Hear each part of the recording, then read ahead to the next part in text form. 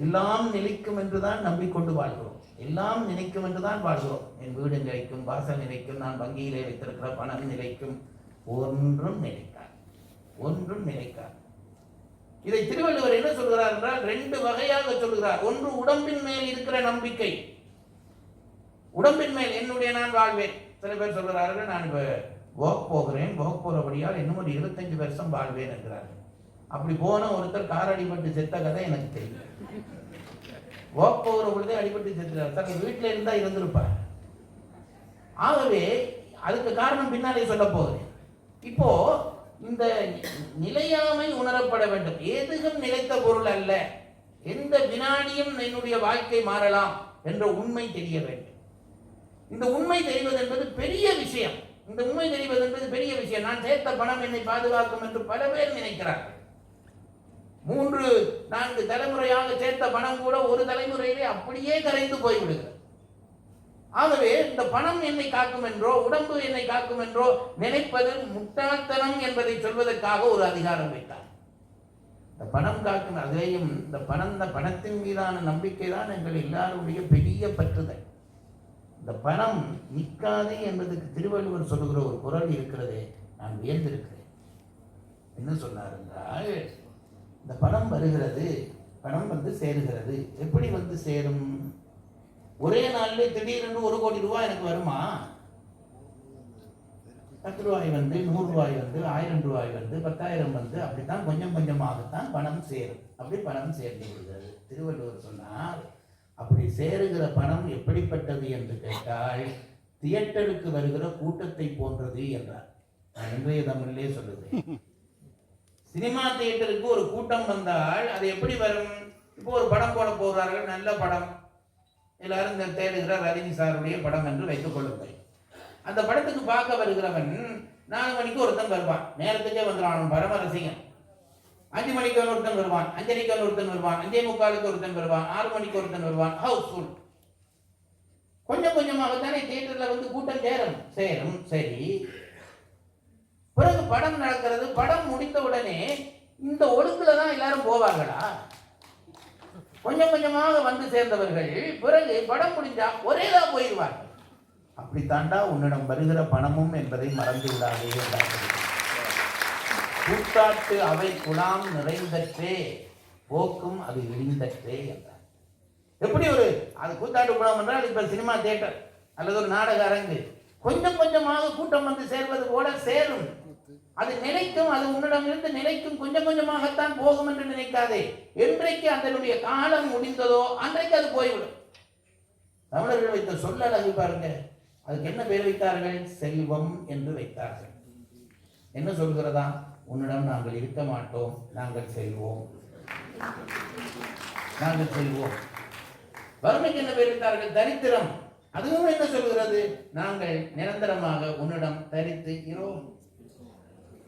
பொருளும் ஆகட்டும், வறுமையும் ஆகட்டும், ஒருவரிடம் நிலைத்து நிற்க போவதில்லை. கொஞ்சம் கொஞ்சமாக வரும், நிற்கும், போய்விடும். இதை நம்பி நான் வாழ்வேன் என்று நினைத்தால் நீ மூடன். ஆகவே நிலையாமையை உணர்ந்து கொள். சார், நிலையாமைக்கும் துறவுக்கும் என்ன தொடர்பு என்று கேட்டால், எந்த பொருள் எனக்கு பயன் செய்யாது என்று தெரிகிறதோ அந்த பொருளைத்தான் நான் கைவிடுவேன். ஒரு பேனை வைத்திருக்கிறேன், எழுதுகிறேன், ஒருத்தருக்கும் கொடுக்க மாட்டேன். கொஞ்சம் கொஞ்சமாக எழுதி இங்க் முடிந்து விட்டது என்று வையுங்கள். அந்த இங்க் முடிந்து விட்டால் நானா அதை தூக்கி வெளியில போட்டு விடுவேன். ஒரு சட்டை வைத்திருக்கிறேன், அது கிழிந்து போனது என்று வையுங்கள், அதை தூக்கி எறிந்து விடுவேன். அப்படித்தானே? என்றைக்கு அது நிலைக்காது என்று தெரிகிறதோ அதை கைவிட்டு விடுவேன். அதுபோல எல்லா பொருளும் நிலைக்காது என்று தெரிந்து என்றைக்கு எல்லாவற்றையும் நீ கைவிடுகிறாயோ அதற்கு பெயர் தான் துறவு என்றார் திருவள்ளுவர். அதற்கு பெயர் தான் துறவு. நான் நேற்றை சொன்னேனே, கொஞ்சம் கொஞ்சமாக விடுவது. யாதனின் நீங்கியான் நோதல் அதனின் இளன். இதெல்லாம் அந்த என்ன சொல்லுகிறார்? துறவு திடீரென்று இன்றைக்கு என்னை துறவியாக்கி விட்டார்கள், எனக்கு அபிஷேகம் நடந்து விட்டது என்று சொல்லாதே. கொஞ்சம் கொஞ்சமாக நீ விட வேண்டும். யாதனின் நீங்கியான். என்ன சார் சொல்ல வர்றே? புரியல. இதிலிருந்து விடுபடுகிறாயோ அதனாலே வருகிற துன்பம் உனக்கு போச்சு. நான் நேற்று சொன்னேனே, காஃபி நான் குடிக்கிறதுலேருந்து விட்டுட்டேன். காலமே டென்ஷனே இல்லை. அம்மா லேட்டா ஊத்தினா என்ன, அழகா முன்னமே ஊத்தினா என்ன, அல்லது காஃபியை ஊத்தாம விட்டா என்ன, எனக்கு கவலை இல்லை. அப்போ அதனால வருகிற துன்பம் போய்விட்டது அல்லவா? அதைத்தான் திருவள்ளுவர் சொல்லுகிறார், யாதனின் யாதனின் நீங்கியான் நோதல் அதனின் அதனின் நிலன், பற்றுகளை கொஞ்சம் கொஞ்சமாக குறை. இப்படி துறவை சொல்லித் தந்தவர்கள் யாராவது இருக்கிறார்களா? நிலையாமையை உணர்ந்து கொள், அது ரொம்ப முக்கியம். இந்த பொருள் நிலைக்காது என்று தெரிந்து கொள்ள வேண்டும். அதற்கு பிறகு நிலையாமை தெரிந்த பிறகு துறவு தானாக வரும். துறவு என்பது திடீரென்று வருவதில்லை, கொஞ்சம் கொஞ்சமாக மனப்பக்குவத்தினாலே தானாக வர வேண்டும்.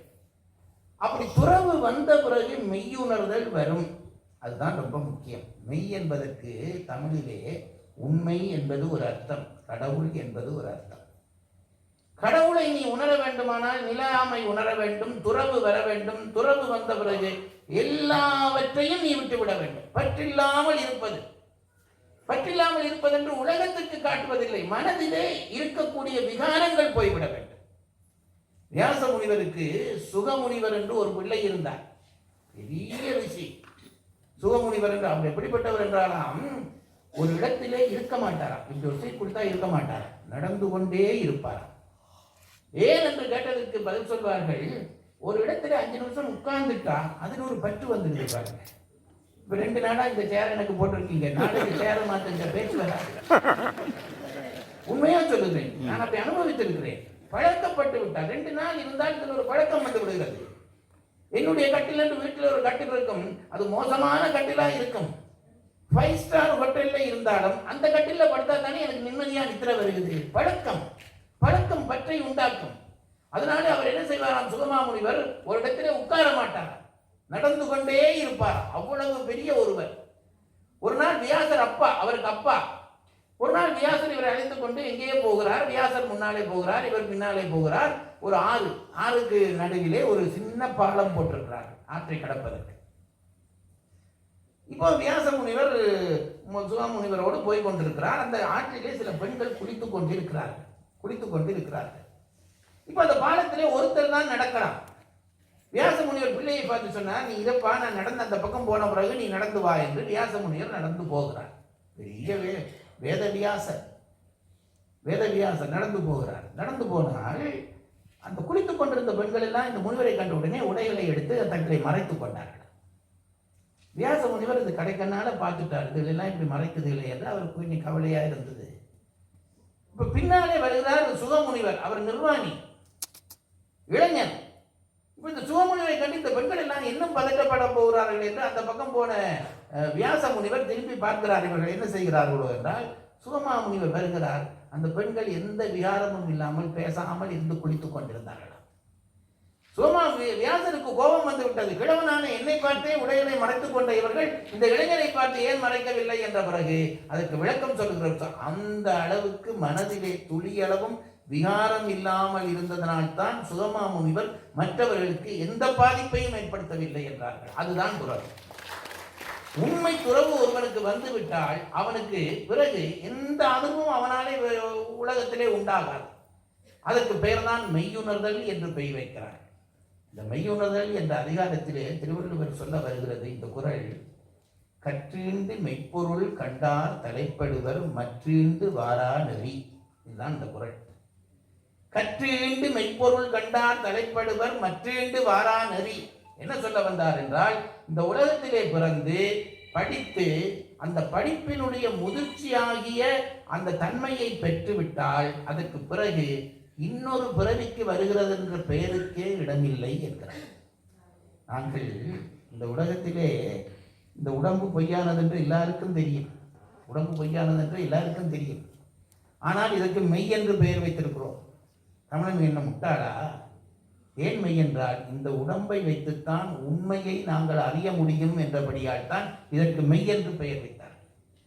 திருவள்ளுவர் என்ன சொல்கிறார் என்றால், நீ இந்த உலகத்திலே பிறந்து படிக்கிறாய், இந்த சொல்லுகளை ஒவ்வொன்றா கவனிக்க வேணும். கற்று ஈண்டு மெய்ப்பொருள் கண்டார்.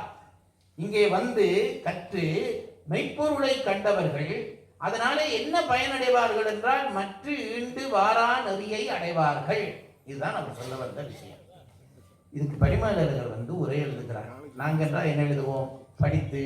படித்ததினாலே பயன் பெற்றவர்கள் இந்த உலகத்திலே திரும்பி பிறக்க மாட்டார்கள் என்று எழுதுவோம். பரிமேலழகர் உரை எழுதுகிற பொழுது உரை எழுதினார், படித்து கற்று என்பதற்கு படித்து என்று எழுதாமல் கேட்டு என்று எழுதுகிறார். கற்று என்ற சொல்லுக்கு படித்து என்று தானே எழுத வேண்டும். அதுக்கு எப்படி எழுதுகிறார் என்றால், இந்த உலகத்திலே பிறந்து அனுபவம் உள்ள ஞான தேசிகன்வாய் உண்மையை உணர்ந்தவர்கள் இந்த உலகத்தில் மீண்டும் பிறக்காமல் இருக்கிற தன்மையை பெறுவார்கள். அனுபவம் கற்று என்பதற்கு என்னது? அனுபவம் உள்ள ஞான தேசிகன்பால் உண்மையை கேட்டு என்று எழுதுகிறார் பரிமேலழகர். எவ்வளவு தெளிவு இருந்தால் திருக்குறளிலே கை வைக்க முடியும். பரிமேலழகருக்கு அந்த உரிமை இருக்கிறது. அவர் அனுபவத்தை பெற்றவர் இவர். அதனால என்ன சொல்கிறார்? கற்று என்பதை கேட்டு என்று எழுதுகிறார். அங்கே கூட பாருங்கள், கற்று ஆண்டவனை ஒருவரும் அடைய முடியாது. அது நன்றாக தெரிந்து கொள்ளுங்கள். படிப்பினாலே கடவுளை அடையலாம் என்றால் அது பொய்.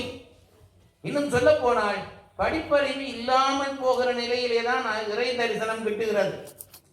நம்முடைய சமயத்திலே நன்றாக பெரிய புராணத்திலே வருகிற அடியார்களுக்குள்ளே ரொம்ப நன்றாக படித்தவர் நாவுக்கரசர். ரொம்ப நன்றாக படித்தவர். அவர் 81 வயது ஆனது கடவுளை அடைவதற்கு. ஒன்றுமே படிக்காத பயல் கண்ணப்பன் 6 நாளிலே முத்தி. 6 நாளிலே முத்தி. நான் சொல்றதான் நினைக்காதீங்க, எல்லாரும் சொல்லுகிறார்கள். அதனாலே தான் படிப்பற்று கேள்வியற்று பற்றற்று சிந்தை துடிப்பற்றிருப்போர்க்கே சுகங்கான் பராபரமே என்றார் தாய்மானவர்.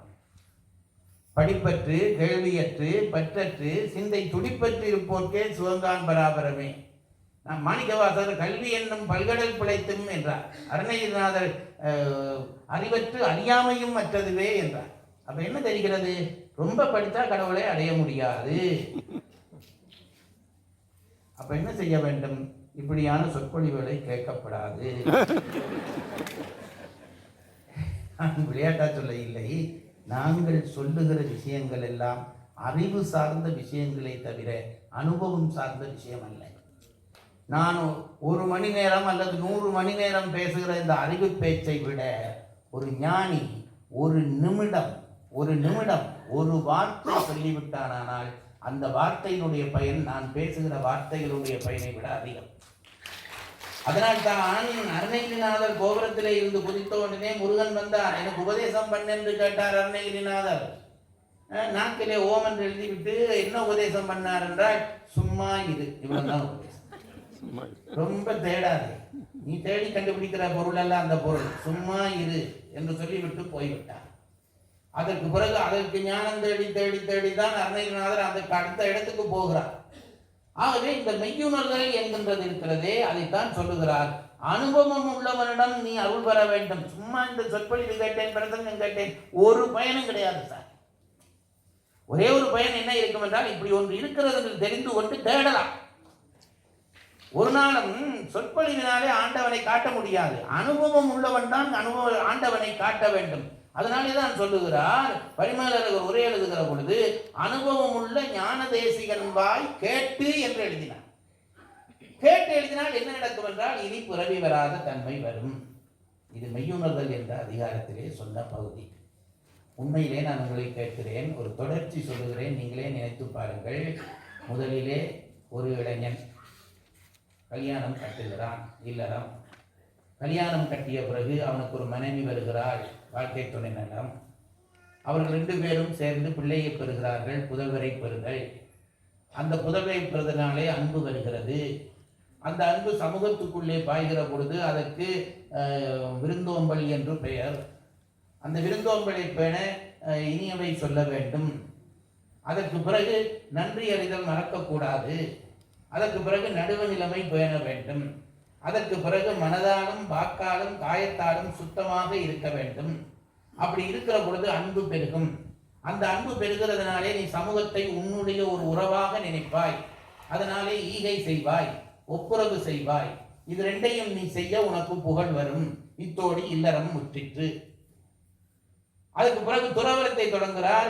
எப்பொழுது சமூகத்துக்கு உன்னுடைய பொருளை கொடுக்க தொடங்கினாயோ உனக்கு அருள் வந்து விட்டது என்று அர்த்தம். ஆகவே அருளிலே இருந்து ஆரம்பிக்கிறார். இல்லறத்தினுடைய முடிவிலே இருந்துதான் துறவரம் தொடங்குகிறது. அப்ப அருளினுடைய அடையாளம் என்ன என்று கேட்டால், அந்த அருள் வந்து விட்டால் இன்னொரு உயிரை உன்னுடைய பசிக்காக நீ கொல்ல மாட்டாய், புலால் மறுத்தல். அதற்கு பிறகு இன்னும் பிரிகிறது. மெல்ல மெல்லமாக மற்றைய விரதங்களை சொல்லிவிட்டு முடிவிலே கொண்டு போய் கொல்லாமை சொன்னார். இன்னொரு உயிரை வருத்துகிற உரிமை உனக்கு இல்லை. என்றைக்கு படைக்கிற உரிமை உனக்கு இல்லையோ அன்றைக்கு கொள்கிற உரிமை உனக்கு இல்லை. இதை மறந்து போகாதீர்கள். இன்னொரு உயிரை உண்டாக்க தெரிந்தால் இன்னொரு உயிரை கொள்ளலாம். உண்டாக்குவது நீங்கள் அல்ல. நீங்கள் உடனே சொல்வீர்கள், நாங்கள் பிள்ளைகளை பெற்றிருக்கிறோம், உயிர்களை உண்டாக்கினோம் என்றால் நீங்கள் பிள்ளைகளை பெறவில்லை. பிள்ளைகளை பெற்றவர்களுக்கு தமிழிலே என்ன சொல் வைத்திருக்கிறார்கள்? பெற்றோர் என்று பெயர் வைத்திருக்கிறார்கள். பெற்றோர் என்று சொல்லுக்கு என்ன அர்த்தம்? எங்கேயோ இருந்து இவர்கள் பெற்றோர். அதான் அந்த சொல்லுக்கு அர்த்தம் பாருங்க. ஒரு பிள்ளையை இவர்கள் பெற்றோர் என்றால் என்ன அர்த்தம் என்றால் யாருடமோ இருந்து இவர் பெற்றோர். இவரா உண்டாக்கினவர் அல்ல. உண்டாக்க முடிந்தால் எல்லாரும் உண்டாக்கி விடலாம். ஆகவே அந்த நிலைக்கு வர வேண்டும். ஒரு உயிரையும் கொல்லக்கூடாது. இவ்வளவும் விரதம். இதற்கு பிறகு ஞானம் தொடங்குகிறது. நிலையாமையை உணர்ந்து கொள். உடம்பும் நிலைக்காது, உயிரும் நிலைக்காது. இது ரெண்டையும் தெரிந்து கொள். உடம்பும் நிலைக்காது, பொருளும் நிலைக்காது. இது தெரிந்து கொள்ள வேண்டும். எப்படி ஒரு சினிமா தியேட்டருக்கு கூட்டம் வருவது போல வந்து வந்து வந்து சேரும் ஒரு இடத்திலே உன்னுடைய விதி முடிந்த உடனே அது அத்தனையும் ஒன்றாக போய்விடும் என்று மிரட்டுகிறார். அதற்கு பிறகு அந்த நிலையாமையை உணர்ந்தால் துறவு வரும். துறவு வந்தால் மெய்யுணரலாம். இவ்வளவுத்தோடு இந்த திருக்குறள் அறத்துப்பால் முடிய வேண்டும். நீங்களே நினைத்து பாருங்கள். துறவு வந்து விட்டது, மெய்யுணர்ந்து விட்டோம், கடவுளை உணர்ந்து விட்டோம். இப்ப என்ன செய்திருக்க வேண்டும்? திருவள்ளுவர் இந்த அளவிலே திருக்குறளை முடித்திருக்க வேண்டும். என்ன செய்கிறார்? இன்னொரு அதிகாரம் வைக்கிறார். அதுதான் நம்முடைய தத்துவ சிந்தனையினுடைய ஆழமான விரிவு.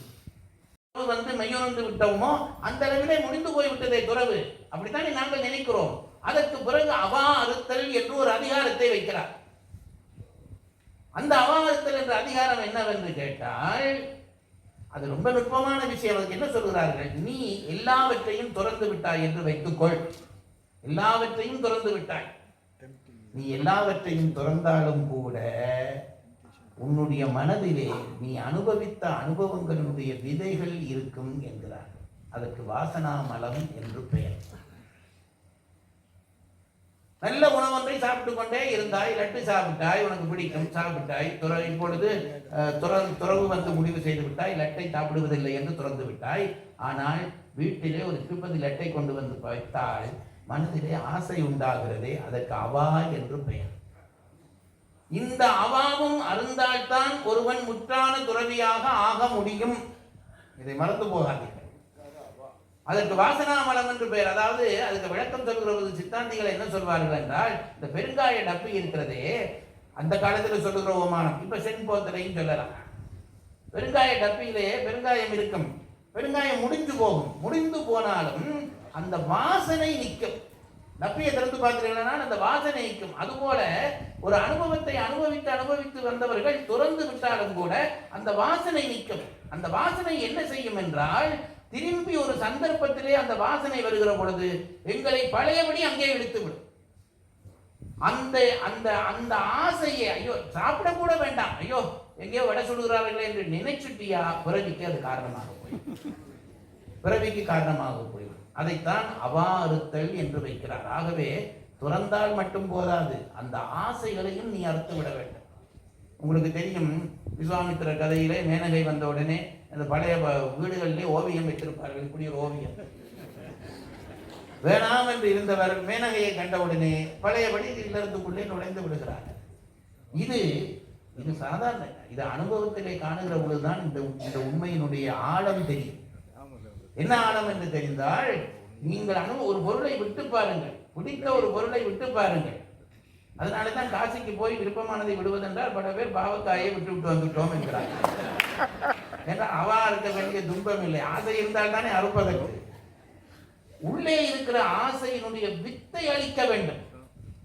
ஏனென்றால் அதுக்கு என்ன காரணம் சொல்லுகிறார் பரிமேலழகர் என்றால், அது அந்த ரகசியத்தை சொல்லுகிறேன் பாருங்கள். உடம்பை விட்டு உயிர் கலருகிற பொழுது, இது ஒட்டப்பட்ட ரெண்டு விஷயம். இந்த உடம்புக்குள்ளே உயிர் இருக்கிறது.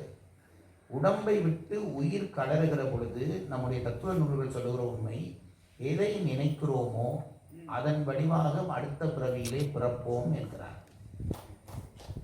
அதனால்தான் இறைநாமத்தை சொல்லி பழக வேண்டும் என்று சட்டம்.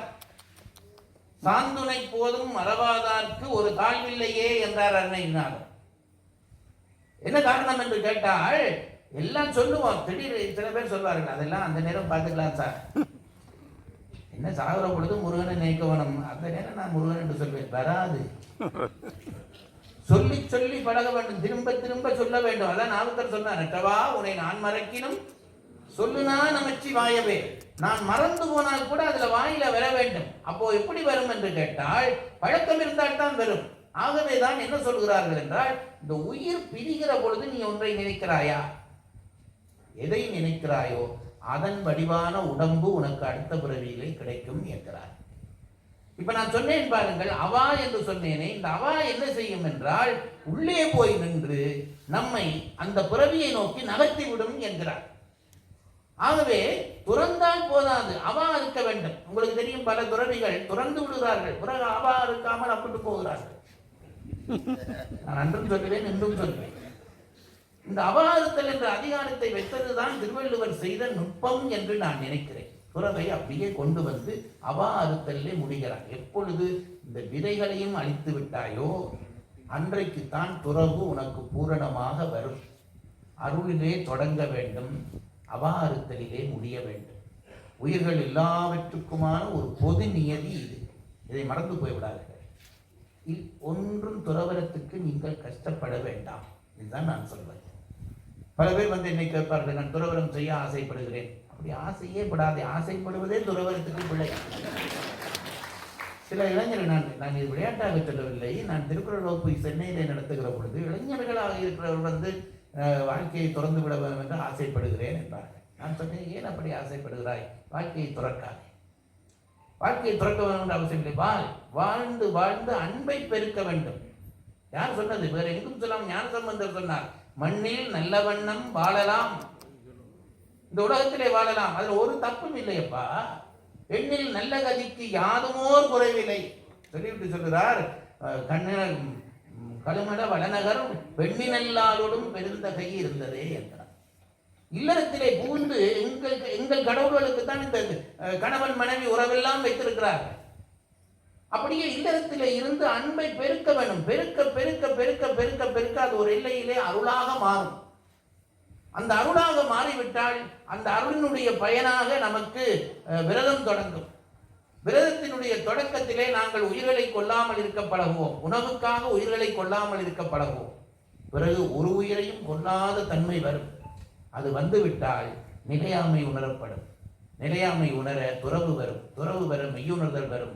மெய்யுணர்தல் வந்த பிறகு அவாவும் அறுத்தால் அதுதான் துறவினுடைய முழு நிலை என்பதை சொல்வதற்காகத்தான் இந்த குறளை அமைக்கிறார். நான் சொல்லுவேன் பாருங்கள், அது இப்ப பற்றோடு இருக்கிற நமக்கு புரியாது. என்னையும் சேர்த்து தான் சொல்கிறேன். பற்றோடு நமக்கு புரியாது. ஒன்றை புரிந்து கொள்ளுங்கள், எந்த பற்றும் துன்பத்தினுடைய வித்து தான். எது ஒன்றிலே நீ பற்று வைத்திருந்தாலும் அது உனக்கு துன்பத்தை தரும். அது மேலே நான் சொல்லுகிறேன், சந்தோஷம் என்பதே துன்பம்தான். ஏன் தெரியுமா? சந்தோஷம் வந்துவிட்டாலே இந்த சந்தோஷம் போய்விடுமோ என்ற துன்பம் வந்து விடுகிறது. ஆகவே சந்தோஷமே துன்பத்தினுடைய அத்திவாரமாகத்தான் இருக்கிறது. ஆகவே உலகப் பற்றுக்களை ஒவ்வொன்றாக விட முயற்சிக்க வேண்டும். ஒன்றும் பிடிவாதம் பிடித்து நான் துறவியாவேன் என்று ஆக வேண்டிய அவசியமே இல்லை. துறவியாவதற்கு என்ன செய்ய வேண்டும் என்று கேட்டால் ஒரே பதில், அன்பு நாளுக்கு நாள் வளர்ந்து கொண்டே போக வேண்டும். அன்பு நாளுக்கு நாள் வளர வேண்டும். அதற்காகத்தான் கடவுள் ஆண் பெண்ணை விரும்புவதும் பெண் ஆணை விரும்புவதும் அவர்கள் இணைவதும் அதனாலே குழந்தைகள் பிறப்பதும் என்ற அமைப்பை ஏன் உருவாக்கினார் என்றால் அன்பை வளர்த்து பழகட்டும் என்பதற்காக. இன்றைக்கு நாளுக்கு நாள் அது குறைந்து கொண்டே போகிறது. பெரிய கொடுமை. பிள்ளைகளை பெற்றோர்கள் தம்மோடு வைத்திருப்பதில்லை. இந்த மேற்கு நாட்டார்கள் என்னென்ன செய்கிறார்களோ அதையெல்லாம் நாம் செய்தால் பெருமை என்று நினைக்கிறார்கள். மேற்கு நாடுகளில் நான் போய் பார்ப்பேன், இந்த குழந்தைகளை தனி அறையிலே படுக்க வைக்கிறார்கள். தனி அறையிலே படுக்க வைத்து பெற்றோர்களோட அறையிலே படுப்பார். நான் திட்டுவேன் அவர்களை, நான் முடிந்த அளவு திட்டுவேன். நான் சொல்றது, பிறந்த குழந்தையை மார்பிலே போட்டு தோளிலே போட்டு வைத்திருக்கிற அனுபவம் ஒரு 10 வருஷம் கழித்து உனக்கு வருமா? பிள்ளை வளர்ந்து விட்டால் வருமா? அந்த குழந்தையை கையிலே வைத்து முகர்ந்து பார்க்கிற, அது தூக்கமாக இருக்கிற பொழுது தடையை தருகிற அந்த சுகம் உனக்கு வருமா? அதையெல்லாம் கூட இன்றைக்கு எல்லாம் வேறு வேறு வேறு என்று இருக்கிறார். பெற்றோர்களை கொண்டு பெற்றோர்களே அன்பு காட்டுவதில்லை. பெற்றோர்களை கொண்டு போய் விடுதிகளிலே விட்டு விடுகிறார்கள். அன்பு வளர்ப்பதற்காக வந்த இல்லறம் என்பது இன்றைக்கு அன்பு குறைப்பதற்கான இல்லறமாக மாறிக்கொண்டிருக்கிறது.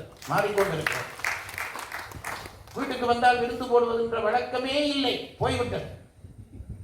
என்னுடைய தந்தையுடைய தாயார் ஒவ்வொரு நாளும் ராத்திரி படுக்கிற பொழுது ஒரு ஒரு ஒரு ஒரு கடையத்திலே சோறு எடுத்து போட்டு தண்ணி விட்டு வைப்பார். எனக்கு அது என்னன்னு புரிவதில்லை. காலையில எழுப்பின உடனே அந்த சோறை எடுத்து காகங்களுக்கு போடுவார்.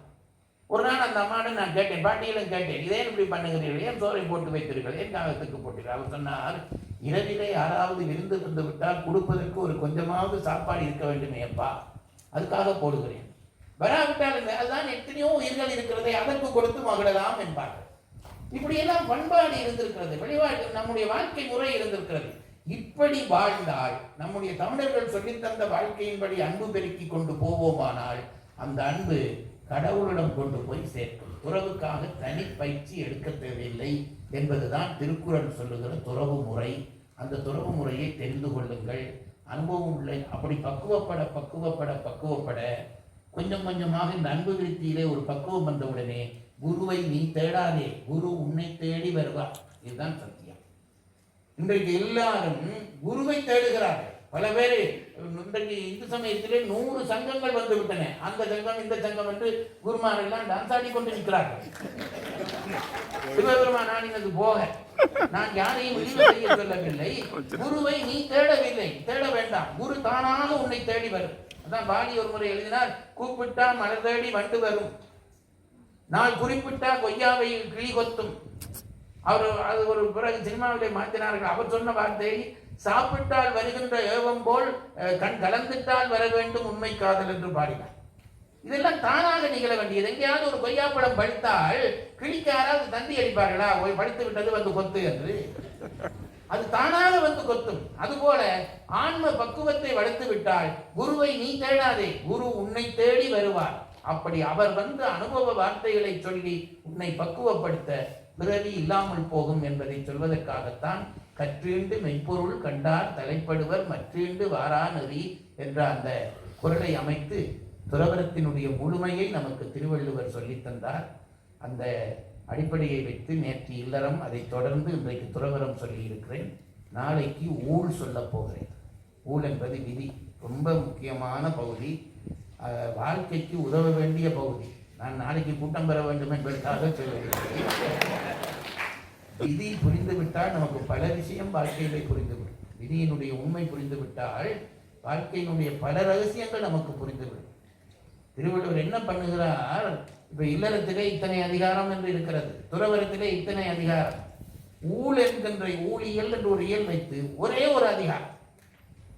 ஊழ் என்ற இயல்லே பல அதிகாரம் இல்லை, ஊழ் என்று ஒரே அதிகாரம். ஒரு இயல் வைத்து ஒரு அதிகாரம் வைத்தது அதிலே மட்டும்தான். அதை சொல்லிவிட்டுத்தான் பிறகு பொருட்பாலுக்குள்ளே நுழைகிறார். ஏன் அப்படி செய்தார், பொருட்பாலுக்குள்ளே அந்த இடத்திலே இந்த நுழைவினுடைய பொருத்தப்பாடு என்ன என்பது பற்றி நாளை சொல்வேன் என்று கூறி இன்றைய உரையை நிறைவு செய்கிறேன். 9வது மாத கூட்டமாக அமையும். இன்னொரு செய்தி, தற்செயலாக நிகழ்ந்ததா அல்லது இறைவனுடைய செயலா என்று தெரியவில்லை. இன்று வைகாசி மாதம் அனுஷ நட்சத்திரம். வைகாசி மாதம் அனுஷ நட்சத்திரத்தில் நம்முடைய திருவள்ளுவர் பெருந்தகை அவதரித்தார் என்று ஒரு கருத்து உண்டு. எனவே இந்த நாளில் எங்கள் ஐயா அவர்களுடைய நினைவாக திருக்குறள் தலைப்புகளிலே நாம் இலங்கை ஜெயராஜ் ஐயா அவர்கள் பேச நாம் கேட்பது என்பது இறைவனுடைய செயலாகத்தான் நான் கருதுகிறேன். பெருமக்களே, எல்லாம் விதிப்படிதான் நடக்கும் என்பதற்கு இது ஒரு சான்றாக அமைகிறது. நாளைக்கு விதியை பற்றி அவர்கள் சொல்லுவார்கள். ஒரு செய்தி என்று இந்த புலால் மறுத்தல் என்ற ஒன்றை ஐயா அவர்கள் வலியுறுத்தி சொன்னார்கள். கொல்லாமை என்பதையும் சொன்னார்கள். எங்களுடைய நிறுவனம் இந்த புலால் மறுத்தல் என்பதை தொடக்க காலத்திலே இருந்து நாங்கள் பின்பற்றி வருகிறோம். எங்களுடைய கல்வி நிறுவனங்களிலே, விடுதிகளிலே புலால் உணவு மாணவர்களுக்கு அளிப்பது இல்லை. உங்களில் பலருக்கு தெரிந்திருக்கும் எங்கள் மாணவர்கள் முன்னோர்கள் புலால் உணவு வேண்டும் என்று பல நாட்கள் அவர்கள் வேலை நிறுத்தம் செய்தார்கள். எங்கள் ஐயா அவர்கள் கரும்புத்து தியாகராசன் செட்டியார் அவர்கள், நான் கல்லூரியை இழுத்து மூடினாலும் மூடிவேனே தவிர, உண்மையில் நடந்த நிகழ்ச்சி, கல்லூரியை இழுத்து மூடினாலும் மூடினானே தவிர நான் புலால் உணவு கொடுக்க மாட்டேன். இது என்னுடைய கோட்பாடு. இதற்கு ஒத்து வந்தால் மாணவர்கள் இங்கே சேரட்டும். அவர்களுக்கு நான் நல்ல கல்வியை கொடுக்கிறேன். எவ்விதமான பணமும் பெறாமல், நான் நன்கொடை பெறாமல் நான் கல்வியை கொடுக்கிறேன். எனவே அவர்களுக்கு நல்ல பழக்கங்கள் வரட்டும், ஒழுக்கம் உள்ளவர்களாக வரட்டும், திருக்குறளை படிக்கட்டும் என்று அவர்கள் நினைத்த காரணத்தினாலே தான் எங்களுடைய நிறுவனங்கள் இன்னும் இன்னும் மேலோங்கி வளர்ந்து கொண்டிருக்கின்றன. உங்களுடைய ஆதரவினால என்று சொல்லி, இன்று வந்திருந்தது போல நாளையும் இந்த நிகழ்வுக்கு வருமாறு உங்களை அன்போடு வேண்டுகிறேன். நாளைய நிகழ்ச்சி மாலை 6 மணி அளவிலே தொடங்கும். நன்றி, வணக்கம்.